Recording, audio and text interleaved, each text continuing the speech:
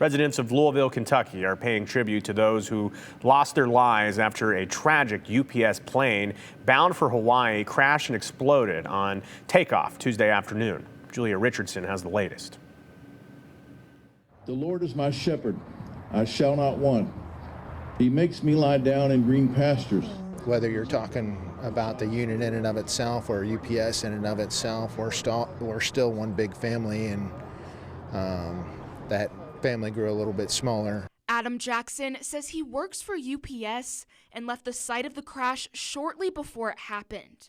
Jackson tells me he usually takes Grade Lane home, but didn't on Tuesday because of traffic. We get our son together for school, and my wife was holding him in tears, and I was like, what's wrong, hon? And she just thought about, that brief moment before I had actually called her on my way home that, it would just be, it flashed before her eyes that it would just be them. And there was a lot of that going around for a lot of folks that day. Jackson was among community members who showed up for a vigil Thursday night to remember the victims killed in connection to the crash. And for many, even if they weren't directly impacted, the crash was and still is traumatic. When I heard that a child died, that hit me hard. I choked up a few minutes ago, and it was emotional. It was overwhelming. Words I can't describe.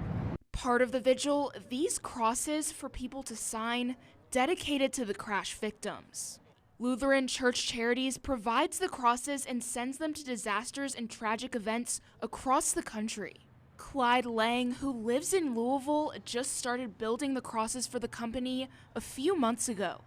Lang never imagined some of the first crosses he made would be for a tragedy so close to home. It's sad that it has to happen in my community. At the same time, it's very fulfilling to know that I've maybe played a very small part in people working through that process. And leaders say they know it will take time for people to process everything that happened. We are here to help and support each of the survivors, each of the families who are in grief, any member of our community who has been impacted by this horrific tragedy. The death toll from that crash now stands at 13, with 9 people still reportedly missing.